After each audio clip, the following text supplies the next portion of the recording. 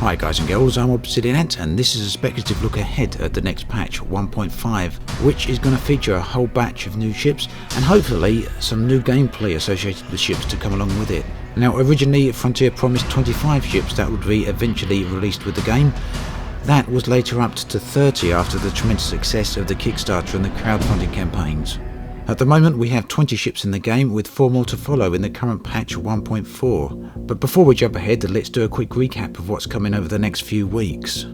Most of you will no doubt be aware that the Close Quarters Combat patch is currently on beta and should be going live to the main servers shortly. And of course that patch includes a number of ships, 4 in fact, although one of them as it currently stands does not seem to be available in the main game. And that, of course, is the Condor. One of the reasons I guess it's not available in the main game is because it's so small. Apparently it doesn't even have room for a jump drive, but there could be other uses for that may become valid in the next patch, 1.5, and I'll get to that a little later. So we all know by now that the ships we have in 1.4 are the Condor, the Federal Gunship, the Federal Assault Ship, as well as the Imperial Eagle. That brings us up to a total of 24 ships, or 23 if you don't count the Condor, which means there are a bunch of ships that we still don't have in the game. However, some of these are confirmed for release. We do know what they are, and there is a very limited information of what they are going to be. Frontier have confirmed that patch 1.5 will bring the total amount of ships up to 30. Although it could be argued that they didn't give any specific numbers, they did say that that patch would bring the Romanian ships into the game. And this is what we know about them so far. I'll start with the least interesting ships, but there is a reason for that, and at the moment I'm inclined to think that none of these ships will be in the game without a purpose. So let's start with the passenger ships. Currently we have the Orca in the game.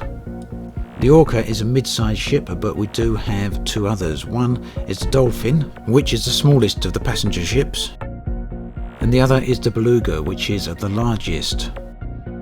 And you can see here the comparison of the ship sizes. The Beluga is much larger than even the Orca, and probably 3 times plus the size of the Dolphin.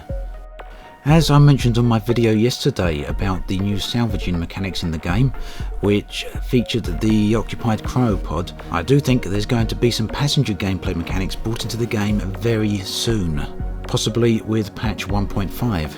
Although it's confirmed that we will be getting the 2 other passenger ships, it's speculation on my part about what type of gameplay we'll be getting. Let's move on then and have a look at the other ships. It would seem then that Frontier have saved the biggest ships until last for release. There's 3 giant ships yet to be released. One of them is even bigger than the Anaconda. But before we get to that, let's have a look at the first of these other 3. This is the Imperial Cutter. It's a huge and powerful combat ship. Now naturally we don't have any specs for these ships, which means we don't know what they can be outfitted with or what sort of hardpoints they have. We can only really guess at the moment. But what we do know is that the Imperial Cutter is a counterpart to the Federal Corvette, and the Federal Corvette is going to be the largest player-owned ship in the game. By some accounts it's going to be 1/3 longer than the Anaconda, so expect it to cost a significant amount of money. And with the Cutter being a rival to it, it makes sense that the Cutter is probably a very large ship too, and even if it's not, it's going to be a very powerful ship. So at this point we know already that 1.5 is going to focus on passenger ships, and it's going to focus on very powerful combat ships. There is another type of ship that you may be wondering about, and that of course is the trading ships. At the moment we have the Lakon Type 9 as the largest trader ship in the game, but that is about to be outclassed quite immensely by the Panther Clipper. Just as with the Anaconda, the concept of this ship shows that it can carry fighter ships in its bay, and that it can mount a significant number of weapons, as well as being heavily armoured. We don't know how much cargo this thing can hold, but we do know that it's going to be significantly more than the Type 9, and in the original Elite games the Panther Clipper could hold 2,000 tons of cargo, so maybe. Now that's 5 additional ships, bringing the total to 29, and not forgetting the Cobra Mark IV, which is coming with Horizons, that brings the total up to 30. However, it seems to me that there may be something missing. Back when we were still going to get 25 ships and Frontier made the announcement that they were upping that to 30, they also announced that early backers of the game would get access to one of the 5 additional ships. So, that means we're either going to get free access to one of the ships that are already in the game, or we're going to get free access to one of the ships that are coming in 1.5. To me, neither of these make much sense, especially when you consider that these new ships are damn large ships. So, what does this mean? Well, Frontier have kept quiet about the free access to one of the 5 additional ships, but sometimes that means they've got something up their sleeve. Could it perhaps mean we're getting 35 ships? I guess we just have to wait and see. Now, all that said, there's some very nice and very interesting bit of speculation that was posted on Reddit some time ago. Take a look at this. This is something that can be confirmed somewhat with my recent virtual reality video, where I took a very close look at the underside of this ship. You can see in the middle of the ship we've got the regular small square cargo hatch, but toward the back there's another larger hatch, and it looks like it has retractable skids on it, as well as potentially hydraulic arms. Now, take a look at this. This is from the Xbox GDC release trailer, and I'll show you that little bit again in slow motion. Or slower motion, perhaps, because it was already in slow motion. But here you can see what appears to be the same hatch that we just saw on the gunship. This time it's on the bottom of an Anaconda.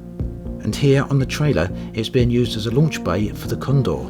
Now we know 2 things. That's one, the Anaconda can carry other ships. That's been so right from the start. Although it hasn't been in game, it has been a part of the concept for the ship.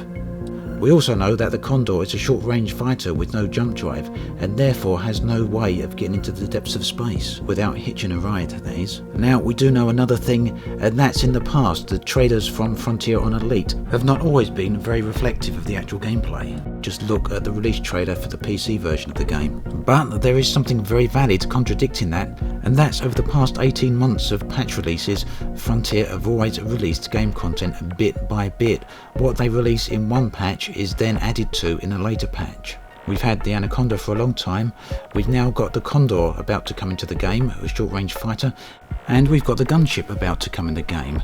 And we also know, of course, that patch 1.5 is heavily focused on ships, so speculate away. It is all full on speculation, of course. The only thing we do know is what ships we're likely to get. Most of these have been confirmed in one way or another over the previous years.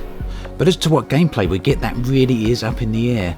But I think speculating on this is fairly safe, in the same way that it was safe speculating that the first expansion was going to be planetary landings.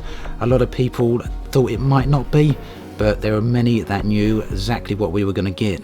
And although I'm not quite that confident about having deployable ships, I do think that can't be too far away, along with passenger missions and perhaps a bit of improvement to the salvage mechanics.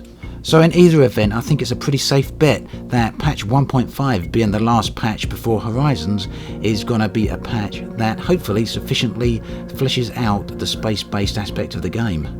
And there we have it. As always, thanks for watching, and I'll catch you guys and girls next time. The game has been in development for quite a few years now, and was first made accessible to players in December 2013 through its Alpha Access program. Naturally, in that time a lot of things have changed. What I'm looking at here today is one of my favourite visual areas of the game, the ring systems and their asteroids. This right here is from the original beta from last year, and the system is Wonjo. It quickly became known as Wonjo Furnace and was a very popular destination for players, both because of its striking visuals